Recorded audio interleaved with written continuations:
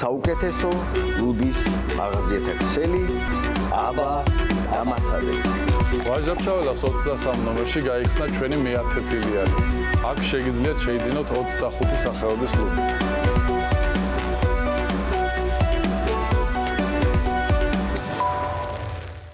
მართვის სისტემა სუპერმარკეტებისთვის. უსაზღვრო კასტომიზაცია და სრული ინტეგრაცია. მეგაპლუსი, თანამედროვე სისტემა შენი ბიზნესისთვის.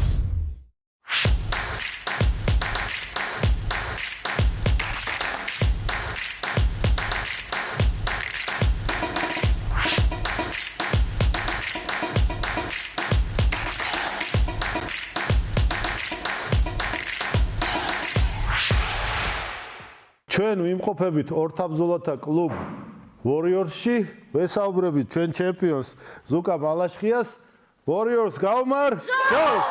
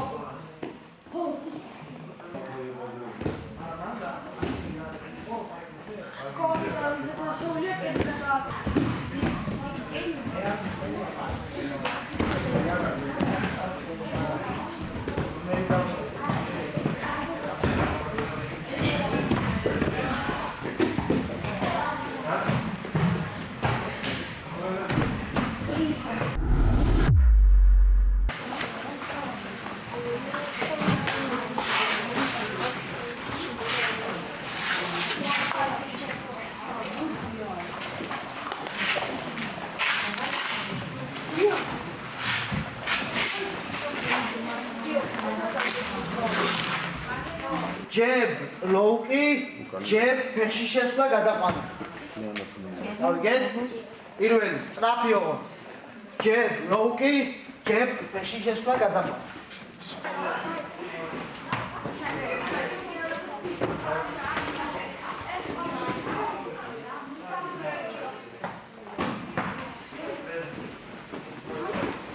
ერთი ორი გასწორ ბოლში და მერე შეგვიძლია შევარო.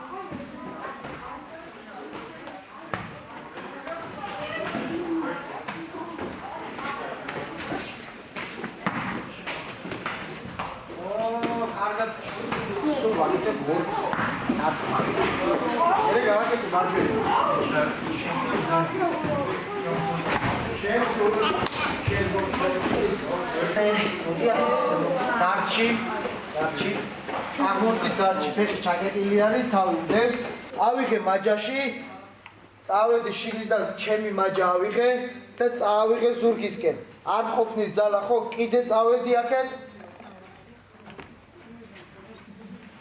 სტოპ არის ხარ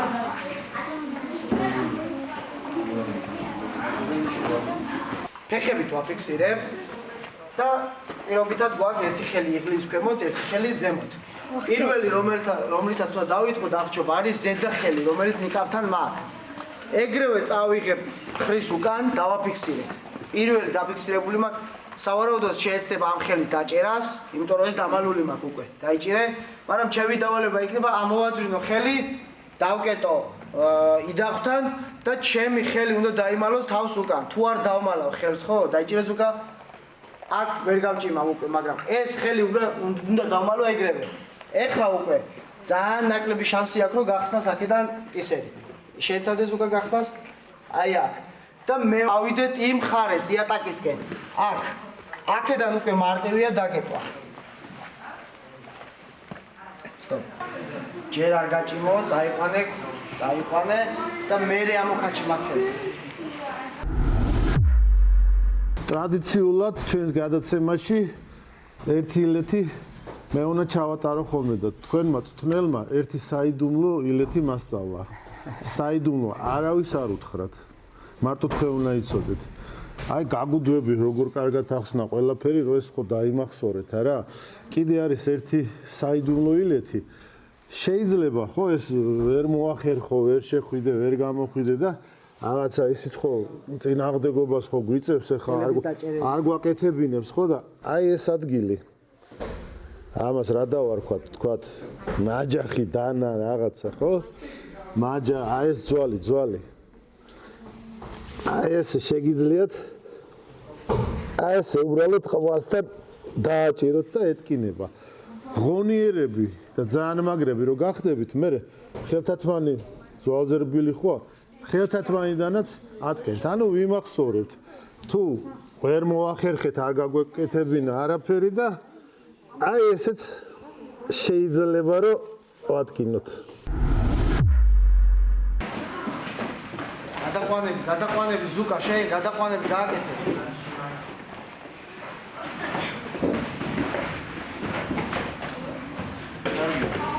კი არა უშავს ხო ვარ ხილად ხელზე ხილად ძალიან არ გაჭიმო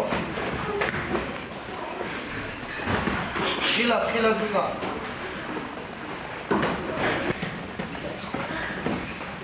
გაუშვი ადექი კემო დამოკაჩე მაგდეს დამოკაჩე სტოპ კაია მილები შევიცვალოთ მედი სწრაფად ჩაიდე ფაში შევდეთ და განა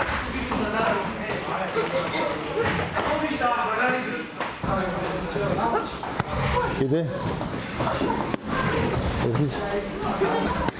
ერთიც ო კაია ზუგა გამარჯობა გამარჯობათ როგორ ახარ კარგად თქვენ მადლობა თქვენ გიყურებთ ეხლა თქვენ ვარჯიშს უყურებ და მე დავიღალე და შენ მე მგონი ხარ დაღლილი კი ძალიან დაღლილი ვარ რამ დაგვალა ჩხუმა ნუ ყოველთვის დაღლილი ვარ მაგრამ უნდა გავუძლო გაუძლებ ეხლა ხარ 11-ის დიახ 11-ს ვარ რამდენი წლისამ დაიწყე ვარჯიში 4-ის რო ვიყავი დავიწყე ჩხუბი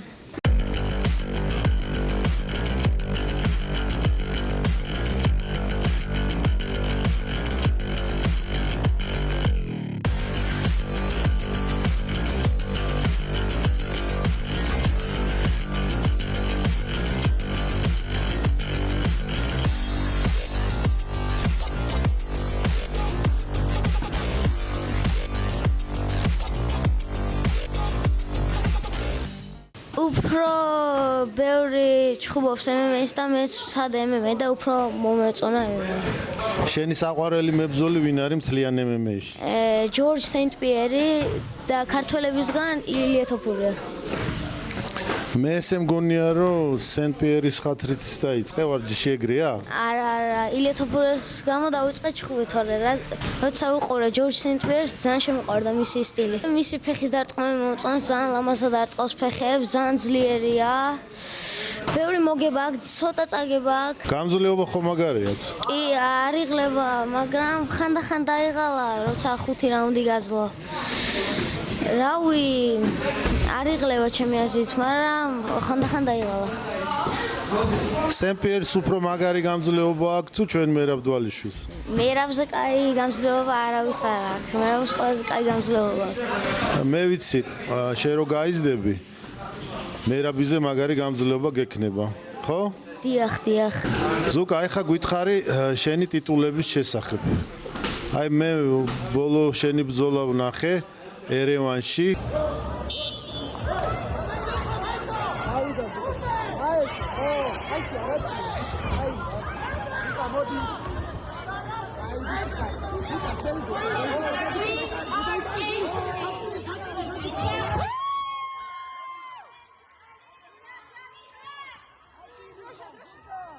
ძალიან მომეწონა შენი ბრძოლა, ხელი რო გაუჭიმე მოწინააღმდეგეს, ხო? ქვემოთ იყავი დაწოლილი და ის ზემოდან გიტევდა, შენ კიდე ქვემოდან ხელი გაუჭიმე. რა ბრძოლა იყო, რა შეჯიბრი იყო? ერევანში იყო mix fight-ის ჩხუბი იყო. პირველ რაუნდში დავამთავრე, აბრას ვიზავდი. ერევანში ძლიერები არიან, მაგრამ ჩემს ძლიერი არ იყო მაინც.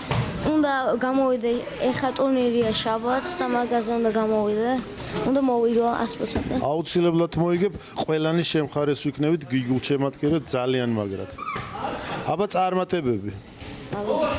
მადლობთ.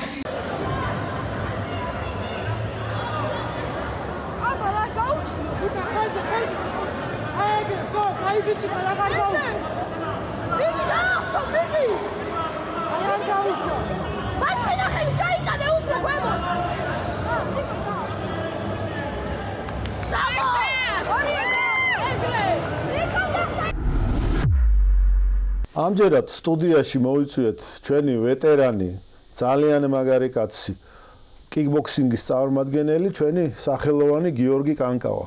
გამარჯობა გიორგი. მადლობა, გამარჯობათ. იესალმე მაყურებელს. ხომ ხარ კარგად, ძველი ტრავმები ხომ არ გაწუხებს? ტრავმები ამ ეტაპზე არ მაწუხებს. შვედიერი. ტრავმები ჩვენი სპორტის თამდებია, ბევრი მქონია ცხოვრებაში, მაგრამ ეხლა არ ვგზნობ თავს ამ ეტაპზე. ესეთი მაყურებლისთვის საინტერესო კითხვა მინდა დაგისვა. აი დღესდღეობით ვიცით რომ კვლავ ასპარეზობ არავეტერანებში, ჩვეულებრივ ახალგაზრდებში, კვლავ ასპარეზობ და აი ესეთი შეკითხვა, აი ეხლა რა ინტენსივობითაც და როგორ დატვირთვებზეც ვარჯიშობ. დავუშვათ 10 წლის წინ, 15 წლის წინ იგივე დატვირთვები გქონდა თუ რამე შეცვალე, ეს მოგვიყევი თუ შეიძლება. განსხვავება ის არის, რა თქმა უნდა, როცა ასაკი გემატება რაღაც დატვირთვებზე ცდილობ რომ უფრო ნაკლებად დაიხარჯო, თუმცა გამოცდილება უფრო მეტი გაქვს. და ჩემთან ის არის რომ უბრალოდ საქმე მეტი მომემატა, თან მე მწვრთნელი ვარ, თან სამწვრთნელო საქმე მაქვს, ბევრი მოსწავლეები მყავს, როგორც მოყვარულები, ასევე პროფესიონალები და მაგ მოსწავლეებთან მიწევს მუშაობა. შესაბამისად კიდევ ცალკე მიწევს ჩემთვის ვარჯიში, რაც როგორც სპორტსმენს. ამიტომ ძირითადად ეს არის პრობლემა, ასე ვთქვათ, თუ შეიძლება პრობლემა ჩავთვალოთ, რომ დრო უფრო ნაკლები მაქვს ვარჯიშისთვის, ვიდრე ადრე მქონდა. ადრე როდესაც სრულად სპორტზე ვიყავი, გადართული უფრო მეტი დრო იყო ვარჯიშისთვის და ეხლა შედარებით უფრო ნაკლები დრო მაქვს, იმიტომ რომ რადგან მე უფრო ამ ეტაპზე უფრო მწვრთნელი ვარ, ვიდრე მებრძოლი, იმიტომ რომ დიდი ინტენსივობით არ მონაწილეობ შეჯიბრებებში, დაახლოებით აი შეიძლება რომ წელიწადში ერთხელ ან ორჯერ მიიღო მონაწილეობა და აი ეს ასე ვთქვათ ცოტა დისკომფორტს მიქმნის უბრალოდ დროის საკითხში დანარჩენი ჯერჯერობით რომ კარგად გრძნობ თავს არ ვთვლი რომ ჯერ არ დაუბერებულ ვარ ჩვენც ეგრე ვთვლით ნუ არ ვიცი ჯერჯერობით არ ვიცი ბრძოლას ვაპირებ კიდევ რამოდენიმეს ალბათ არ მგონია დიდხანს დავრჩი აქტიურ სპორტში თუმცა უფრო სამწუხაროდ საქმეს გავაგრძელებ მომავალში. ძალიან კარგი. გიორგი, შენ სხვა მრავალ ტიტულთან ერთად ერთი ძალიან საინტერესო ტიტული გაქვს, ჩემთვის საინტერესო აზიაში მოიგე შენ აზიის ქამარი. მართალია ჩვენი ქვეყანა ხა ევროპისკენ მივდივართ, მაგრამ აზიის ქამარიც გვაქვს, ხო?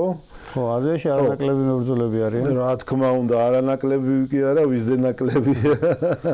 ხო, მაყურებელს აუხსნი მე რომ ევროპის ქამარი და ევროპული ტიტულები ძალიან მნიშვნელოვანია ორთაბრძოლებში, რაც შეეხება კიკბოქსინგს, აზიის ტიტული კიკბოქსინგში ძალიან მნიშვნელოვანი არის. ჩემო ძვირფასო მაყურებელო, ევროპულ ტიტულზე არანაკლები მეტი თუ არა. მე როგორც მახსოვს მოუგე შენს ბრძოლა ყაზახეთში ჩატარდა. ეს იყო ყაზახეთში ჩატარდა რამდენიმე წლის უკან, ეს იყო ჩემო წინამძღოლი აზამატ უტენისოვი, გვარეს თუ სწორად ვიმახსოვრებ. ეს ბრძოლა ავიღე, ასე ვთქვათ, ეგრეთ წოდებულ short notice-ზე, ანუ გამოვიდა რამდენიმე 1-3 კვირით ადრე, დაახლოებით 2-3 კვირით ადრე. და ამ ბრძოლაზე ეს ბრძოლა ტარდებოდა როგორც full კონტაქტის წესებით. ბრძოლა იყო 5 რაუნდი. 5 რაუნდის განმავლობაში ჩემი პრობლემა იყო ის, რომ მეორე რაუნდში მოვიტეხე ხელი. ანუ ეხლაც მეტყობა აქვს მონატეხი ხელის. პირველი 2 რაუნდი, ასე ვთქვათ, შედარებით პასიურობდი, ხელმაც შემაწუხა, თუმცა მივხვდი რომ ბოლო 3 რაუნდი ყველა შემთხვევაში უნდა მომეგო, თუ ნოკაუტი არ იქნებოდა, ამიტომ მესამე მეოთხე რაუნდში გავიმარჯვე და მეხუთე რაუნდი იყო გადამწყვეტი და სწორედ ამ გადამწყვეტ რაუნდში მოვიპოვე ისეთი უპირატესობა, რომ უკვე წაგება ვეღარ მომწეს, მაქსიმალურად დავიხარჯე განსაკუთრებით ბოლო რაუნდში და ტიტულის მოვიგე.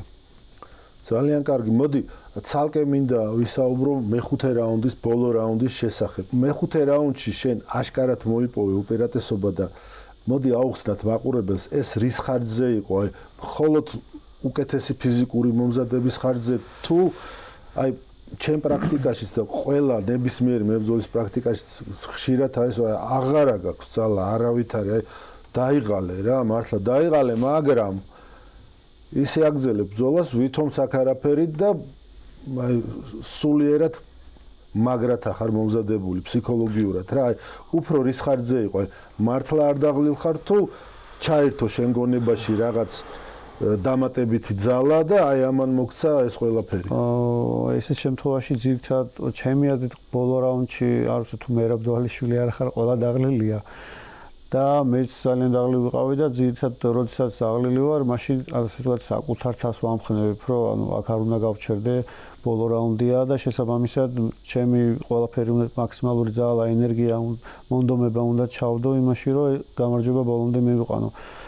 ჩემი აზრით ყველა მებრძოლს ამის საქმე აქ წყდება ხოლმე ძირითადად ის, რომ ვინ არის ბრძოლის უნარიანი და ვინ ნაკლებად ბრძოლის უნარიანი.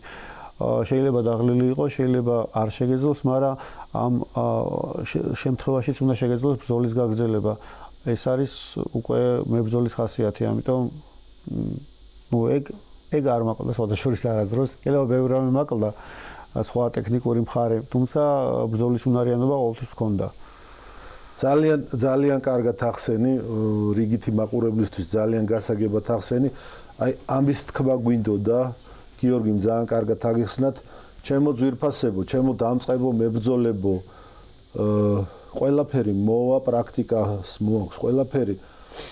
თავარი არის აი ეს, ხო გიორგი? მებრძოლის ხასიათი. თავარი არის როგორც ვარჯიშზე და რა თქმა უნდა, შემდეგ ბრძოლის დროს არ შეგიძლია, მაგრამ უნდა გააკეთო.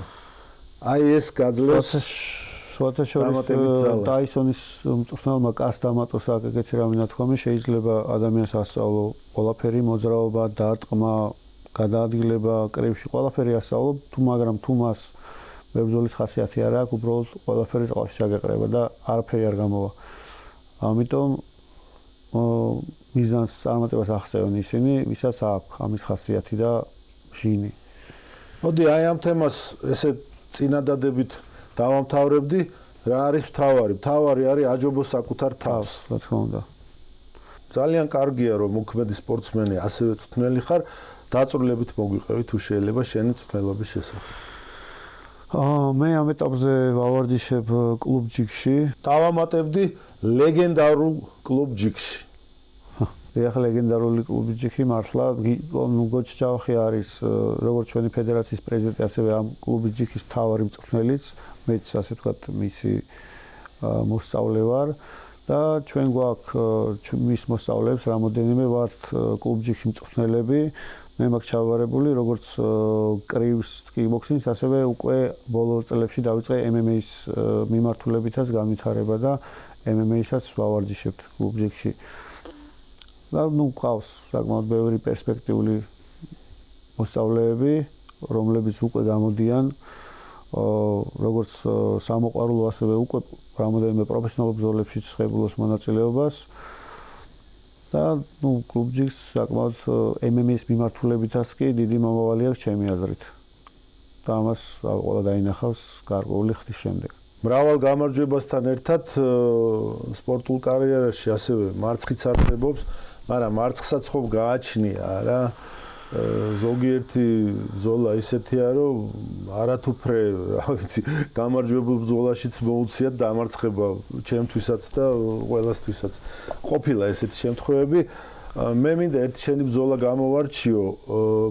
საფრანგეთში იჩხუბე შენ იოჰან ლიდონი იყო ესეთი ძალიან მაგარი მებრძოლი ეს იყო 6-7 წლის წინ ძალიან სანახაობრივი ბრძოლა იყო მაშინ ნახეთ ჩანაწერი ეხლაც გადაცემის წინაც ისევ კიდევ დაუტკბი მაგ ბრძოლით მაგარი ბრძოლა იყო მოდი მოგვიყევი რა და როგორ იყო მაყურებელმა გაიგოს ეს ბრძოლა იყო 2019 წელს როდესაც ასე ვთქვათ მოუწევა მომევიდა ამ ბრძოლის შესახებ ზუსტად იყო ბრძოლამ დარჩენილი 2 კვირა ეს ეგრეთ წოდებული 2 კვირა შენ კარგად მოგეხსენება რომ მომზადებისთვის საერთოდ არაფერი არ არის ეგ მინიმუმ თვენახევარი 2 თვე შედება იმისთვის რომ ასე ვთქვათ მომზადების კემპი ეს ეტაპი გაიარო და შემდეგ ბრძოლაში ჩაება და ამიტომ 2 კვირის განმავლობაში მაქსიმუმ წონის კლება მოვასწარი ბრძოლის დაწყებამდე მე და ჩემმა კუთხემ დავით ჯავახია იყო ჩემი კუთხე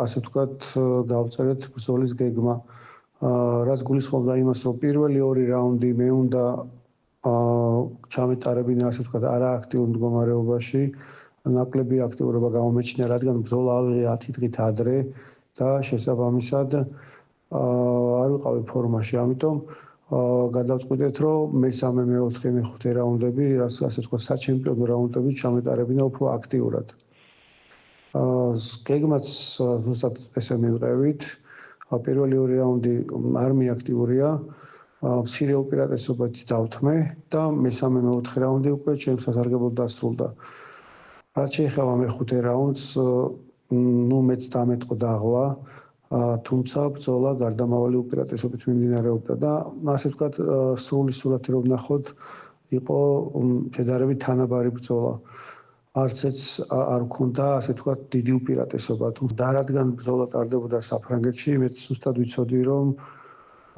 მან ან აშკარა უპირატესობა მქონოდა ან უბრალოდ ნოკაუტი უნდა გამეკეთებინა სხვა შემთხვევაში ყველა შემთხვევაში მიცემდნენ ბრძოლას ფრანგ მებრძოლს დიახ, დავინახეთ სამწუხაროდ ზუსტად ასე მოხდა, როგორც ხშირად ხდება, როდესაც ბრძოლა შედარებით თანაბარია, მოგებას აძლევენ მასპინძელს, რასიზამ. ამ შემთხვევაში მოგება ფრანგ ჩაეთვალა, თუმცა ვფიქრობ, თბილისში რომ ყოფილიყო ბრძოლა, შედეგი ჩვენ სასარგებლოდ დაიდებოდა. გიორგი არაუშავს წაგებას მოგება მოყვება ჩვენ მაინც გამარჯვებულად მიგვაჩნი ხარ დღეს ამით დავამთავრეთ გადაცემა შევხვდებით ერთ კვირაში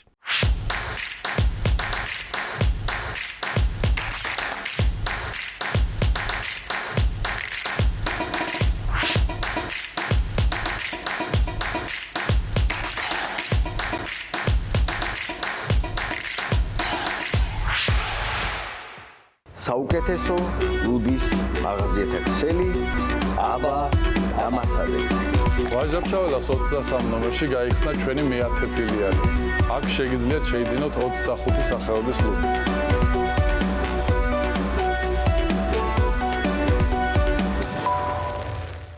მართვის სისტემა სუპერმარკეტებისთვის. უსაზღვრო კასტომიზაცია და სრული ინტეგრაცია. მეგაპლუსი თანამედროვე სისტემა შენი ბიზნესისთვის.